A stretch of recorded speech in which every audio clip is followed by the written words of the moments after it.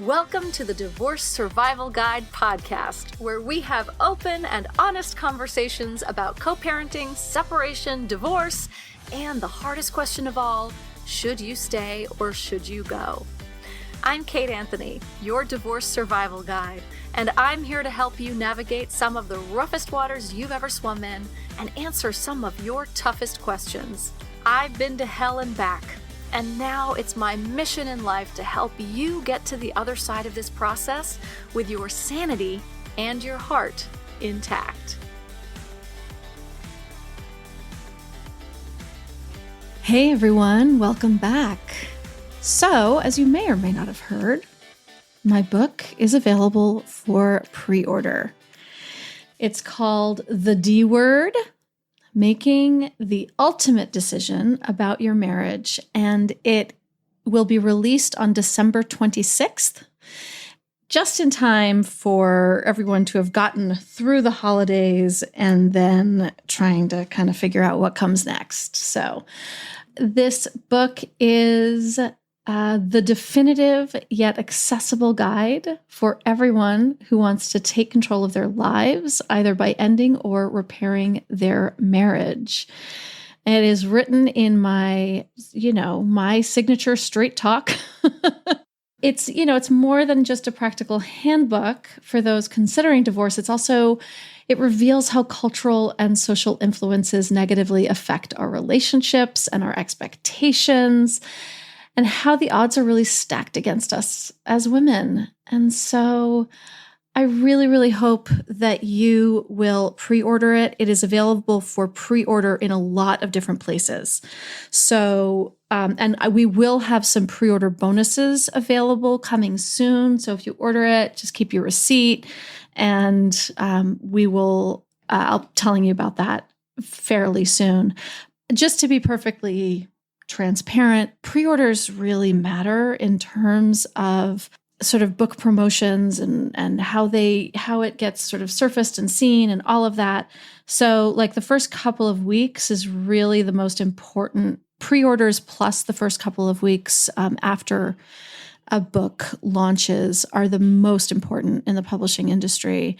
So the more pre-orders I have, the better this goes for me, but really for you too.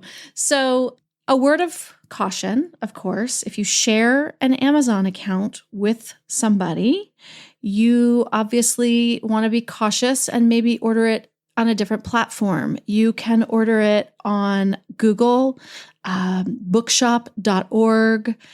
You can pre-order it on Books A Million. You can get yourself a prepaid Visa gift card at the grocery store and use that to purchase it so that it doesn't show up on your credit card statement, things like that. I want you guys to be safe. I want you to be careful. There will be an audio version, obviously, but not yet. So you can't really pre-order an audio version, but when that's available, I will, of course, let you know. So I want you to pre-order it, but I also want you to do it safely. So there you have it. That's what's happening over here. And now I want to tell you about today's episode, which is really great. So today I have with me Bari Tessler. She's a financial therapist and the founder of The Art of Money, which is a year-long money school and a mentor program for therapists, coaches, and financial professionals.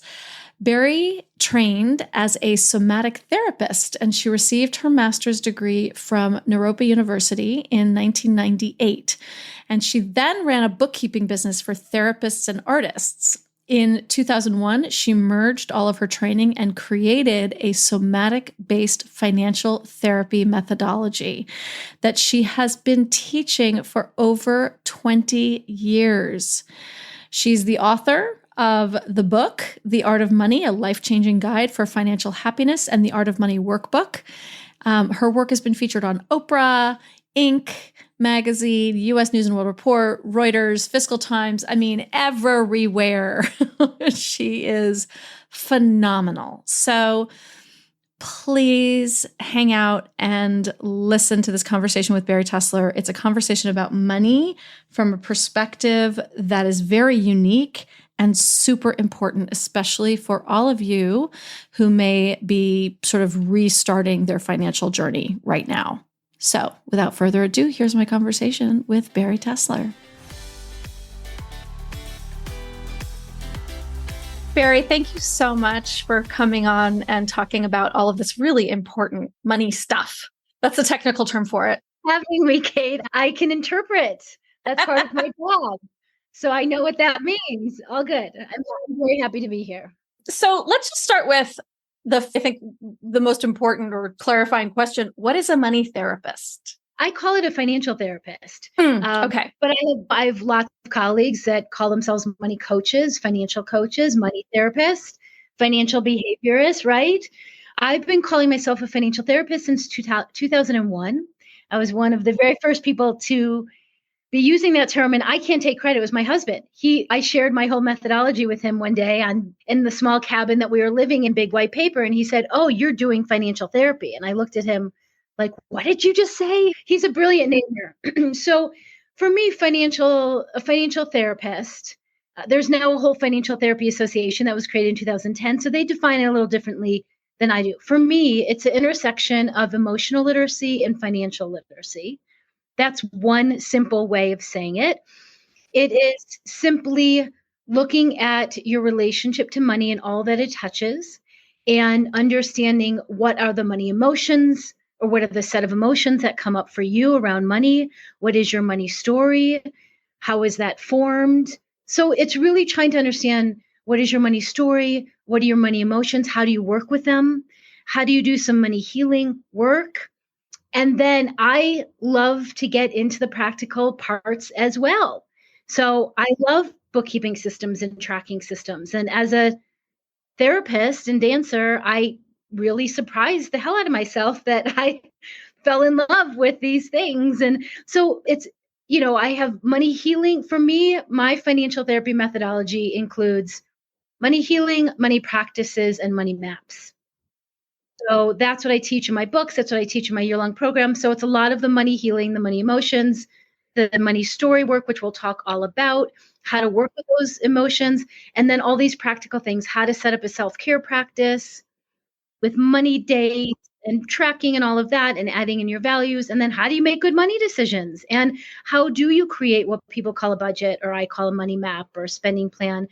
So to come back to, it's an integration of emotional literacy and financial literacy, which are two huge areas that we were simply not taught growing up in small increments, which we really need to be.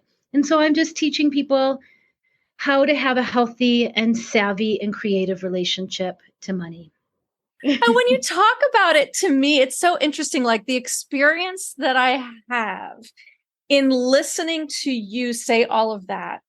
And I know that you're a somatic psychotherapist as well. So I'm having like a very somatic experience with it, where I'm feeling like lulled, and almost like everything you said was almost like a meditation, which for me is a completely antithetical experience to what I normally have when I think or talk about money. Yes. It's so fascinating. Yeah. So are you having a response like, I'm about to fall asleep, or, oh, this is making me feel more gentle or compassionate with myself, or I don't want to hear any of that compassion or stuff? Like, give me the tough love stuff that I'm used to. What's happening as I'm just starting to describe it? What's happening for you?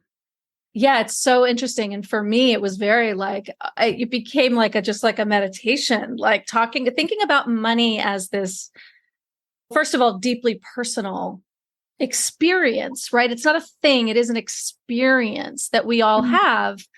And you talk about how most of us were not taught how to be in relationship with our money. Yeah. I guess, let's start with the money story.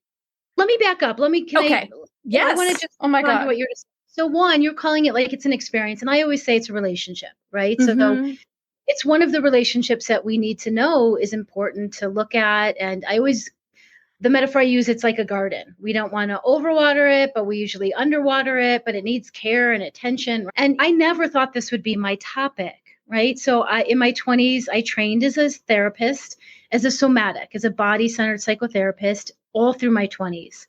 My favorite topics were sexuality, intimacy, grief, death, body, food, all of those. And then my student loan came due. And all of a sudden, I looked back on my training as a therapist and I realized, how did we not talk about money? This is crazy.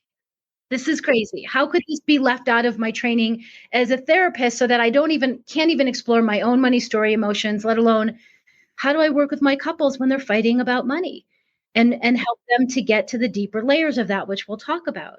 And then how do I start a practice? So it was such a missing piece from my education as a therapist. And then it was like, oh, I didn't get this in undergrad. And oh, I didn't get this in high school. And oh, I got bits and from my parents who were entrepreneurs, but my father was definitely passing on more financial advice to my much younger brother than me as the oldest. Of course. I just really never thought this would be my topic. But when I finally said, either I'm going to run away from this and not pay back my student loan, or I'm going to face it, and I'm going to challenge myself to face it, the first thing that I did learn was bookkeeping. And it, really, as I said, surprised me because I was afraid of money. I didn't do well at math growing up. So if I can't do math, I can't do money. And I had such big emotions that would come up that I almost couldn't just have a conversation, or I would throw away my bank statements. So this is not a story to say, oh, I was terrible with money and now I'm great. It's a lifelong journey and will be continuing forever. But when the last piece I'm going to say is when I started looking around at other money management books and financial management stuff, it was all tough love. It was from a guy telling me there's one way to do money.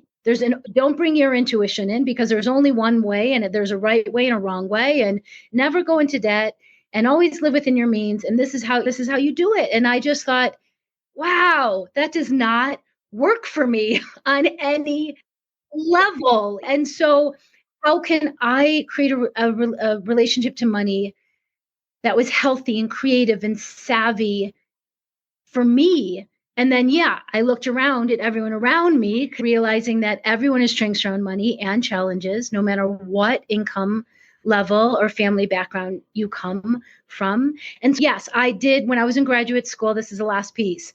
I brought all of the meditation and mindfulness tools that we were being steeped in and trained in, because Naropa University integrates Eastern and Western philosophy into their teaching. So my training was very experiential. When I do bookkeeping, I light a candle and I get out the chocolate and I get out my essential oils. That may be so weird for one person, and for someone else, that is the only way you're going to get me to sit down and look at my numbers and have a bookkeeping system. So I have imbued my entire methodology with all of these mindfulness practices and creative practices that make it more deeply meaningful, but also can make it more playful and enjoyable. So that leads us to, this is a relationship. And we're trying to figure out, what did I learn about this relationship? Oh, was it money doesn't grow on trees, or money's the root of all evil, or we're not supposed to talk about money outside of the family, on and on. So what is your relationship? And really, what are the challenges, but what are your strengths? So most women come to me and they want to tell me everything that's wrong about their relationship to money. There is shame. I'll just name the emotions, right? That come up really for everyone, right? It's the same set of emotions that come up in every other area of life. Shame, anger, anxiety, guilt, sadness. The other side of the spectrum is hope, excitement, joy, and then everywhere in between, fight, flight, freeze, all of it. I'll get to the first money tool that I always give to people, but most people come in saying they're stuck on the student debt loan, or they're stuck on the debt, or they're really holding on to one part of their relationship to money that's really painful for them, or a mistake was made. And we all have mistakes around money. We really do. And who we are now is different than who we were 5 years ago, 10 years ago. Mistake could be, I didn't read the prenuptial agreement, or I would have. Who I am now, I know how to value myself. At the time I didn't, and I didn't read it. Or mistakes can happen. We all make money mistakes. We all make financial mistakes, right? And that's something that we just have to know it's going to happen, and we need to learn from them and do it differently as we move forward, and be kind and gentle to ourselves. But when people first come, especially women, they want to tell me what's wrong. And I always want to say, what are you doing around money? And it could be small little things. I once worked with a single mom and she said, what am I doing? I tip well. And she said, and I raised my son. He's in his 20s now and he's a wonderful young man. And I did that as a single mom. And all she could focus, though, was the IRS debt that she had. But there were all these other things that she was doing. So I just wanted to say, like, when a lot of people come in, they're focusing on the negativity. And yes, there's lots of things we haven't learned or we don't know about money, but there's usually a few things that we are doing well that we need to claim for ourselves. Okay. Now we can move into money emotions if you want, but I'm just going to pause there. Yeah. No, I think that's great. And one of the things that I worked on cultivating many years ago with money was a sense of just gratitude, right? Even when I was an actor for many years, so I get residuals for 26 cents. At times of like really big financial struggle, I learned to open those checks and say, thank you. And to have gratitude and cultivate an attitude of gratitude for every any penny, right? Whether it was $5,000 or 26 cents, to thank my money for coming to me, right? For being there, for taking care of me. I think it's so important to have gratitude and celebration in our money relationship. It's not always the first one I go to. I want to say the first one I go to, but this is so important. So whenever I'm working with someone and they take one money step, they check off one to-do on their to-do money list during a money date. And a money date is just, hey, money, what is one next step you need me to take today? You can light your candle if you want, get out your mocha or your water, play some music, and look at your to-do list and you do one thing. It could be calling a new accountant. It could be getting a new financial planner separate from your family's financial planner or your ex-spouse's financial planner. You get your own. That's a big deal. So at the end of that, I want you to celebrate that. I really want you to celebrate that. And I teach many side concepts in addition to my method. And one of them is being aware that there are ebbs and flows in life. And guess what? There's ebbs and flows with money too. It's similar to all the same set of emotions that come up in every area of life come up around money. Sometimes these things have surprised me over the years. Like ebbs and flows are around money too. Oy, yes, they are. And right, it's nicer when we're in a flow, but guess what? In a long life, we're going to have ebbs too. We're going to have dips. And so yes, maybe in those moments, how do we have gratitude for even though we're in an ebb? And this is a transition. We're not going to stay here forever. And can I appreciate just where I am? There's always more on the horizon. There's always goals to get to. There's always more income to get to. But some years we're earning more and saving more. And some years we're just living in maintenance. And some years we're dipping and we're dipping low, right? I like to hold that a lot and to really hold. Sometimes we're in a big life transition. And in those, if you ever had a money practice before a big life transition, usually those get all thrown up in the air and you got to start again. So whether it is a divorce or a death or, right, or a new baby or, right, then you're going through a transition and all your money systems, if you had some and they were working, they're probably not going to work anymore. They're going to change and you have to start again. And that's just okay. So please know that. Please know that. Yeah. So I want to share the first money tool that I do give. I would love that. Okay. And so, because you would think, oh, we go right to bookkeeping and look at our numbers. And as I said, I love all that, but I don't go there first, right? I go to body check-ins first. And as a somatic psychotherapist, of course, I go to body check-ins first. And it's just a way to get out of our head, to get into our body, which I know can be scary in moments or sometimes, or how do you even check in with your body? What does that mean? And a body check-in is just stopping and letting yourself slow down and letting yourself notice anything that's happening in your body. It could be on a physical level. Are your shoulders up? Are they down? Are your legs crossed? Are the soles of your feet on the floor? You can also notice any sensations. Are there any sensations in your body? Heat, colds, butterflies, movement, stillness.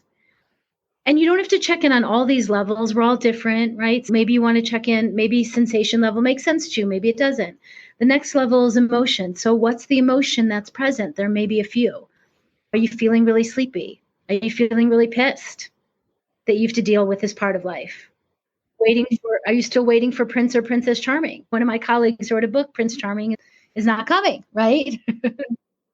And or maybe they did and they're not that anymore, and we have to now we have to take care of ourselves, right? Or I feel really sad that I have to deal with this part of my life. Or so what's the emotion that's present? And are there different emotions that come up in different money situations? Or do you have one predominant money emotion where you're just angry all the time?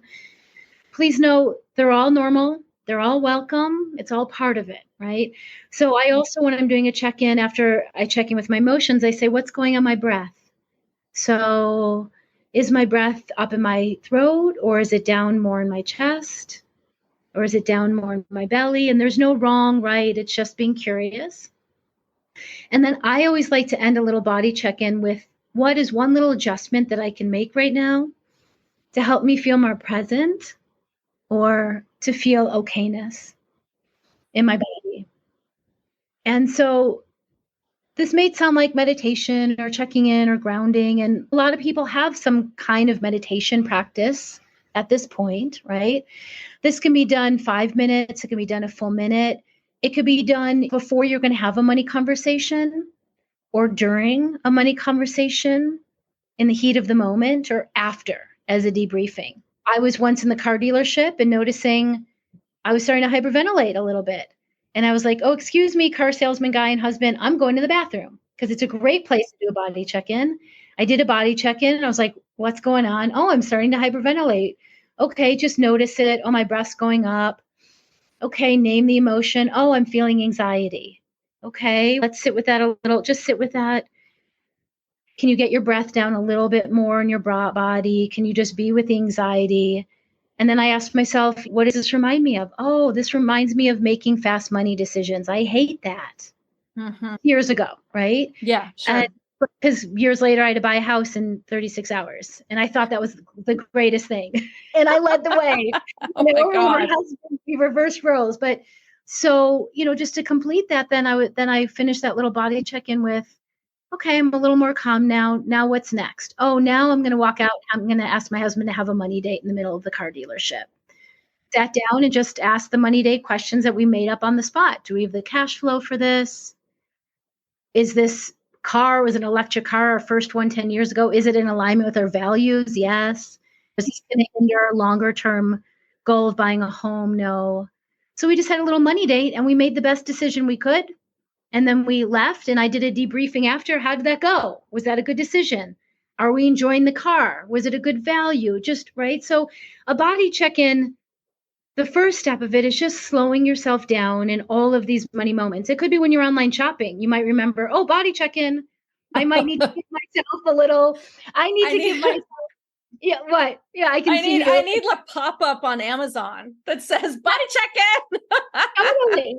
Totally. Wouldn't that be great? Body check-in, either set the timer for 2 hours, give yourself a timeout, or I give myself a 24-hour. I put the tab over and I think about it. Do I really want that? Whatever it is, when I come back to it. So body check-ins they're multi-levels. It's a practice. It's not one and done. And it's one of these little tools that it seems simple when you actually practice it. It's pretty profound. And so this is the first thing that I do suggest everyone does, especially women in hard times or going through a big transition. This will be hard. There were times where I was doing this many times a day, body check-in. And sometimes I would remember to do it before I was going to make a money purchase or before I was going to have the money conversation. Sometimes I would forget and remember in the heat of the moment. Other times I would do it afterwards and I'd be like, well, how did that go? What would I do differently? That car buying story, then a few years later, I went to buy another car, and it was so much easier and I was so much more calm and I walked in and out and I did it by myself. So the body check-in is just the first way to slow yourself down and to bring some mindfulness to what's going on, to help you to start to understand what are the money emotions that are coming up for you. And then this all just leads to more understanding of what your money story is and your patterns and your habits and why you do what you do and what feels good and what doesn't feel good and what patterns you want to get rid of and so on. And now, a quick word from our sponsor. Wait, that's me. I know I have a lot of podcast episodes for you to get through, and it can be really, really overwhelming to try and figure out where to start or to comb through which ones might be appropriate for you, whether you're trying to decide whether to stay or go, or you're already on the other side of the divorce process. Like, how do you know what to listen to? I have solved the problem for you. All you have to do is go to kateanthony.com/playlist. Answer a few short questions, and I will send you a curated list of podcast episodes to best support you as you navigate these tricky waters.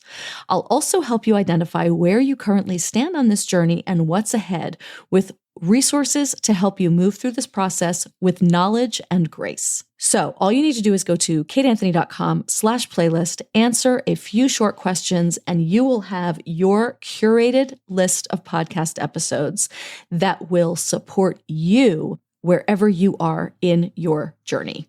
And now back to our show.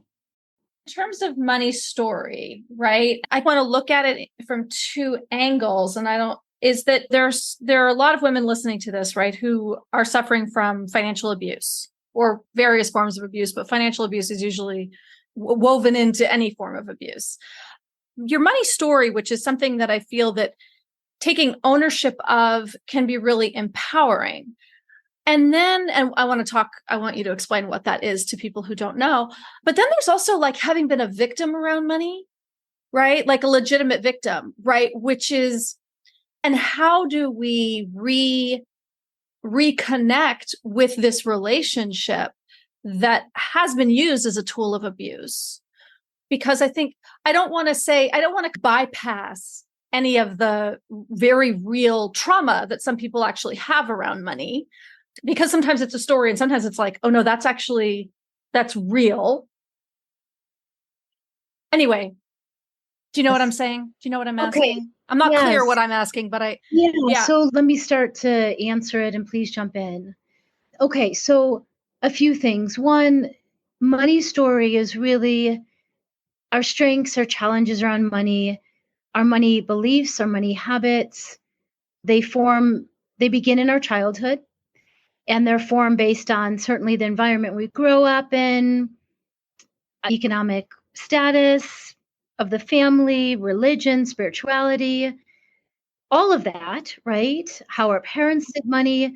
But then there's our personality, or what I call our Enneagram type. And that plays a big role too. Early on, our financial identities are formed, and they're not set in stone, but there's a lot of things that do happen as kids, as teenagers, as 20-somethings, and then obviously at different points in our adult lives as well. I always tell more of a lighter story of when I was younger. I'm one of 3 siblings, and I was given the financial identity of the spender really early on, where my siblings were more the savers.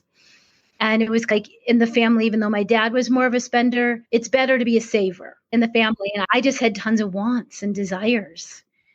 I wanted to buy my mom a ring at the school fair or candy. I liked a lot. I wanted things. And that had this negative connotation that like something's wrong because I have desires or I want things. And so that was something that I had to unravel as I got older. Is this just a bad thing? No, you don't have to. You can be a spender and not overspend. You can be a spender and also learn how to be a saver. So that's a lighter way, a little bit, to talk about financial identity. A deeper way, here's another layer of it. So in my book, that came out, my first Art of Money book, which came out in 2016.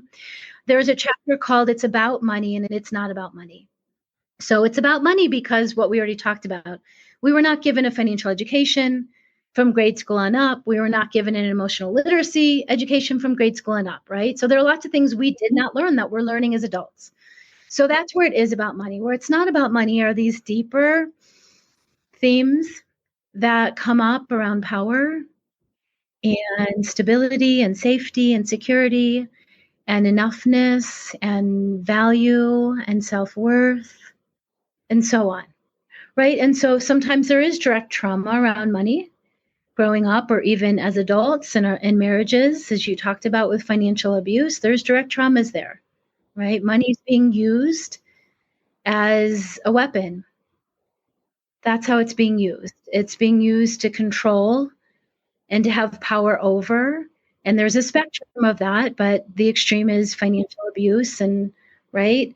I had a milder version of that with my father, where he used money as control. He definitely did. And I write about it in the book. And that was, as I was writing that book, it was, wow, I thought I've been in therapy for a long time. But even as a adult and even as a financial therapist, I'm still going to be doing my work. And I really got more clarity on growing up in a middle-class family. There was a lot of generosity, but then there was a lot of control.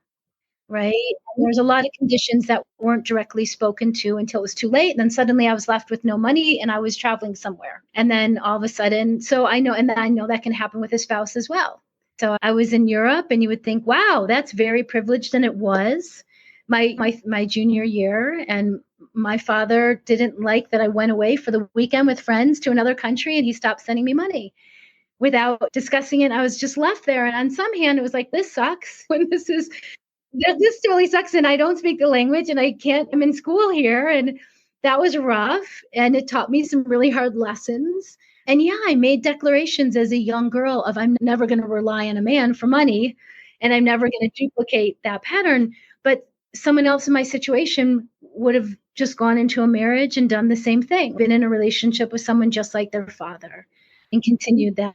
So I know I'm touching on all of this and telling a little bit of personal story. How do we unravel that is these are the hard parts of our relationship to money and ourselves that at some point we're directly faced with. And we need to walk away and we need to leave those relationships. And I know that's not easy. And that's terrifying. And I'm not saying, oh, it's so easy to walk away, especially if you have kids. And I'm not an expert on financial abuse. And so I want to just name that. And it's so important to be working with a therapist on this. But for years have had women come to me in marriages that aren't safe, aren't working, and they want to leave. Or after divorce, they come to me and they say, how do we begin again?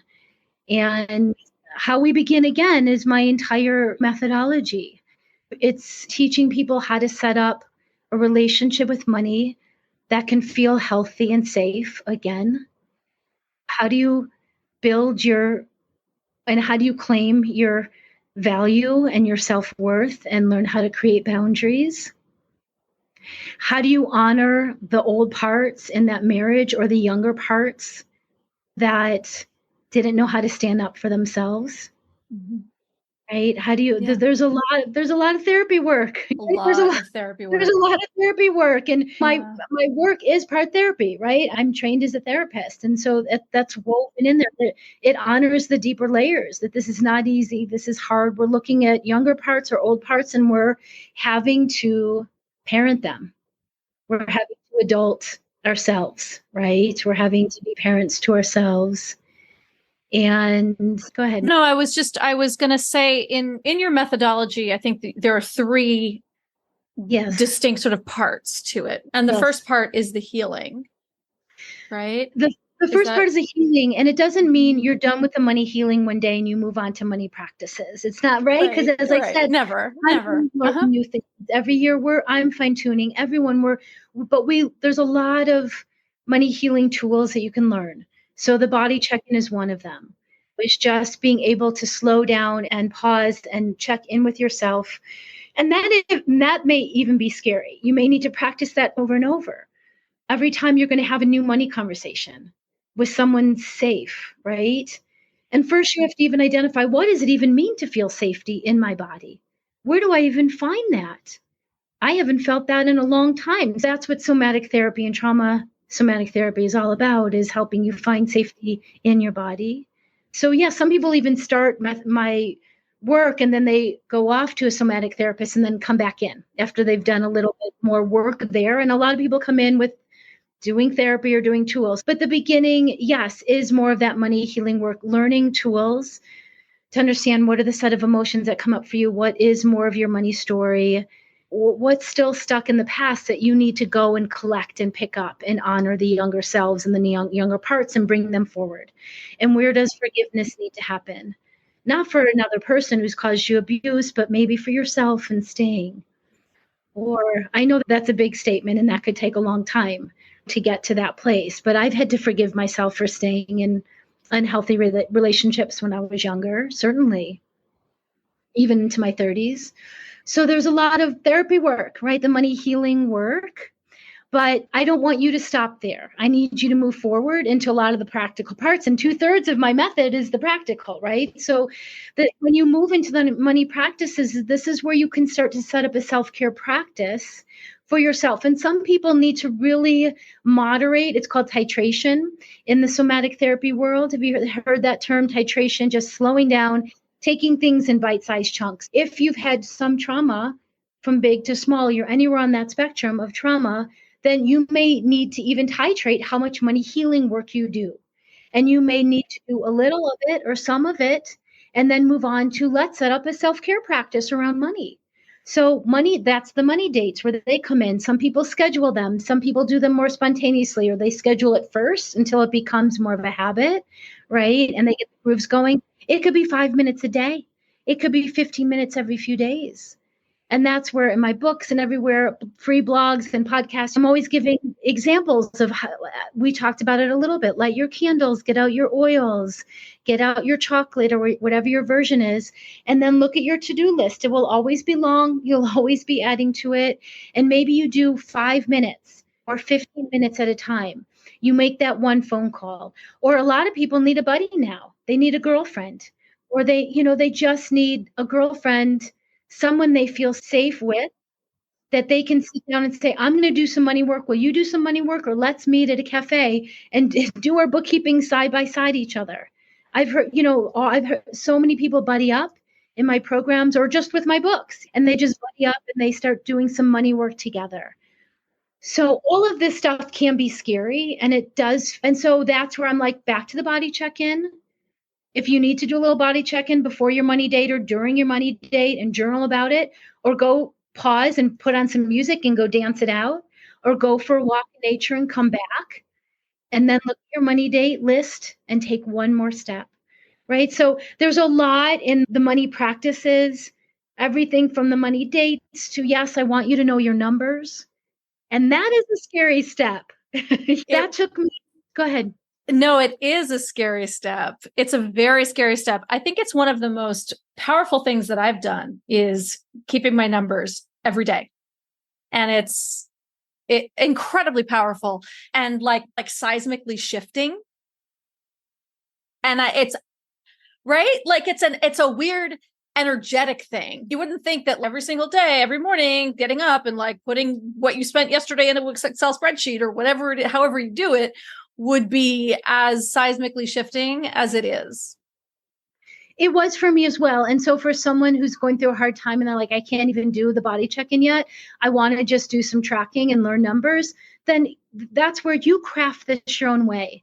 I designed my financial therapy method in a certain way, but if you need to jump around, or if your mind or body or intuition is telling you, I need to know those numbers because I'm terrified, then go get a bookkeeping trainer. My husband one day just taught himself Mint, or he can teach himself those. I can't.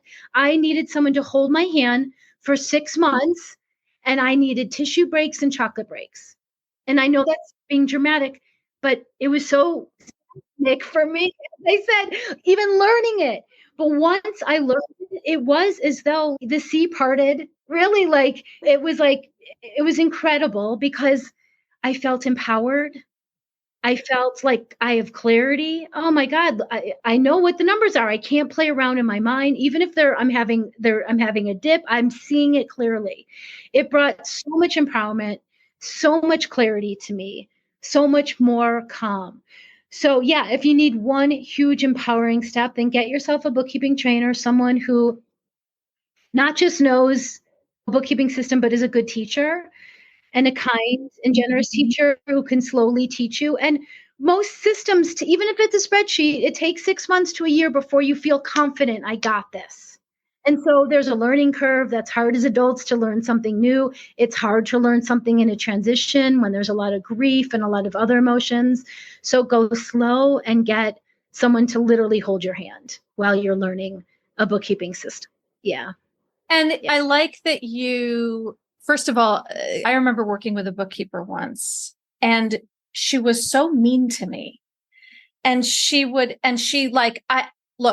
you talk a lot about money shame. And I had so much money shame that I carried forward from my childhood, I think intergenerational money shame. And I carry so much of it that having the person that I hired to help me get clarity and organization so that I could clear some of that shame actually shame me was like, oh my God, it was so damaging. And so, well, that's another form of financial abuse. Absolutely. Right? So and I've never thought of it in that way, but there's a lot of financial professionals that just simply did not have a training that on money psychology. They did not have training that money is emotional for most of us, that 90% of our money decisions are based on our emotions. So a lot of folks, old school, it's changing. Financial planners, accountants, bookkeepers, it's purely black and white, cut and dry, just the numbers. And they're like, it's so easy for them. It's second nature for them. So they don't understand how anyone else can't do this. But most of us, it's not that way. It's not that way. So it's so important to find a financial player, a financial person on your support team, financial professional who you feel safe with. Now, that's a big word. So maybe that you feel comfortable enough with, and they're kind, and they understand the money psychology side of things, right? Enough that they can be a kind, gentle teacher to you as well and not shame you, right? And not put their stuff on you. But not all bookkeepers are good trainers and not all financial coaches. But so that's so important when you're interviewing someone. There's a whole chapter in my book of what are the different roles and questions to ask them. And one of the questions is, do you feel comfortable enough? It's something like that. You may not feel safe enough because that's something, it's like a muscle that you're learning when you have so much shame, which so many people do, right? And I did as well. I call it like this cloak where we feel I'm not okay. I'm not good enough. Everyone else learned about money but me. I'm stupid around money. I know I'm smart, but I'm not in here. And yes, I didn't even mention this in the money story. Our grandparents and their stories and where they came from, and are they immigrants and all of that? Were they in war? All of it plays into our money story. And so money shame is usually the first layer for so many of us. And it's one of the biggest reasons why I would always teach groups, even if it was small groups of 10 people from the beginning. I do private work too, but I have much preferred to do group work from small to large because we get into a room and pretty quickly we start to unshame. We realize we're not alone. We realize, oh, that person, wow, they come from a different background as me, but we do the same things around money. Wow, they remind me of my mom so much, or my sister. So not only do we unshame with ourselves, we can grow compassion for other people's money stories as well and understand them better. So yes, just to highlight that, I've never really attributed financial abuse in this way. Yes, it's scary to go to a financial planner. Yes, there's a lot to learn. And we may sit in the office and be like, say that again. But if you can feel connected enough with yourself to do a body check, and whether you tell them I'm doing a body check-in, whether you take a moment for it, go into the bathroom and come back and ask some new questions each time and feel somewhat comfortable, and you're growing your financial literacy as you go. But you definitely do not want to be working with someone who is nasty, who's unkind, who's telling you should already know this, or who's saying I already told, who's not a good teacher and all that, right? And so for me, that is old school and that is financial abuse. And that's like old traditional stuff of there's one way, there's a right way, instead of, wow, there's multi-layers. It's so emotional and this brings up so many deeper stuff. So everyone on my referral list or anyone, there's so many people now who are really realizing, dear financial planner colleagues are like, I think I need to go get my master's in counseling or psychology now because I'm doing therapy. When they're open, they really see what's going on for all of us. Yeah. And they start to, I find this a lot with my work with divorce attorneys, right? They're thrilled to have a divorce coach like me or anyone else to work with their clients, because they're like, I didn't go to school for this. I'm not a coach. I'm not a counselor. I'm not a therapist. I can't do this, but like, you should have that. And weaving these networks, I think, is incredibly important, and acknowledging the need. Yeah. And that's where we need to be tag teaming with each other. So Right. a financial planner can bring a financial therapist into the room, or you bring in, not necessarily directly in the room, but I had a financial planner colleague who was one of the first people to bring therapists into his meetings years ago, a few decades ago. That's amazing. Yeah. So that's amazing. We need to, yeah, it's amazing. It's amazing. Yeah. Okay. So Bari, you have your book, The Art of Money, which I have. Two books. Yeah, The Art of Money, A Life-Changing Guide to Financial Happiness. That's the first one that came out in 2016. That's the one with my full methodology, stories of my own and people in the community, and all the tools and practices. My second book, The Art of Money Workbook, just came out last year, and it's about 200 pages of journaling questions. So, and then you have the Art of Money, you have the program, your online program, which is a year-long program. Yes. That takes you through the methodology. 4 months of money healing, 4 months of money practices, 4 months of money maps. You get me in office hours once a month, and then there's weekly co-working.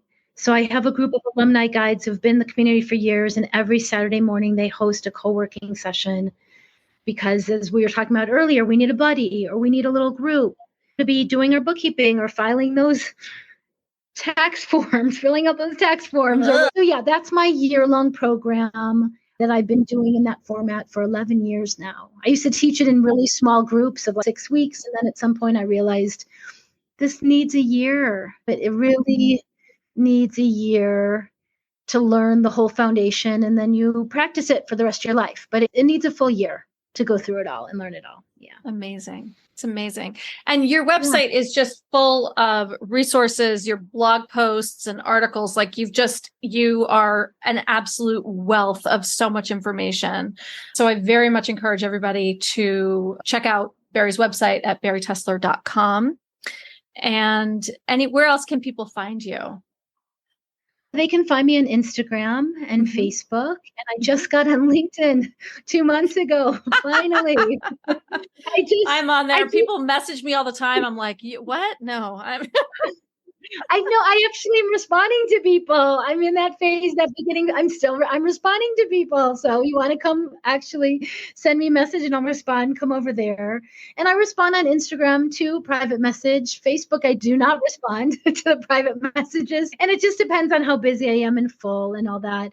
But I got on LinkedIn because last year I started a 4-month mentor program for other coaches and therapists and financial professionals so that they can have a safe and brave stuff to do their own money work and get savvier with business models, and also start bringing all the money tools into their own practices for their clients. So that's something I started doing last year too. And so I thought I'd get on LinkedIn for that. Yeah. That sounds great. That sounds great. I love it. Bari, any final sort of words of encouragement, wisdom, compassion for our audience today? Yeah, please know you're not alone. There are many of us, middle age and up, that are learning about money for the very first time or taking on money. I just saw another stat of millennials.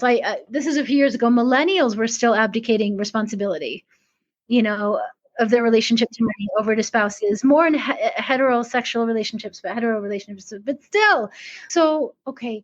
I know I just got strong there. Let me come back to just that this is, so whether you're in a relationship, whether you're thinking about separating, whether you have separated, you can create a healthy relationship and a savvy relationship to money on your own terms, in your own way. Learn a bookkeeping system that works for you. Do it in your own creative way if you need that. There's a lot of support people out there that really get the deeper emotions and the deeper layers of power and control and safety and all that. Yeah. And please start small. As Kate said, I have tons of free stuff. So please enjoy my podcast and blog or my books, and start with the body check-ins, and start with learning a bookkeeping system and setting up money dates. and go from there. And add a new person to your financial support team. And if you have any questions about anything that we talked about, always feel free to send a note to my team as well behind the scenes. And my team and I will answer it and give you some support and some additional resources. Bari, thank you so much. This has been it's been very helpful and enlightening, and for me, very expansive. Just a different way to look at all of this, because it always feels so rigid and hard and that this is just, oh, wow, it doesn't have to be that way at all. Good. So we've given it a little more breath, Absolutely. A little more expansion. Yeah. A little more hope in here. Okay. Mm-hmm. Absolutely. Thank you so much for having me. It's different every time I'm interviewed. I really appreciate your questions. I know I talked a lot. So that's why you're here. Thank you. Thanks so much, Bari. Thanks for tuning in to another episode of the Divorce Survival Guide podcast. If you like what you hear, head on over to Apple Podcasts or wherever you listen in and leave me a review. And don't forget to follow me on Instagram at the Divorce Survival Guide. I'll see you next time, and until then, remember, you, my love, deserve to be happy.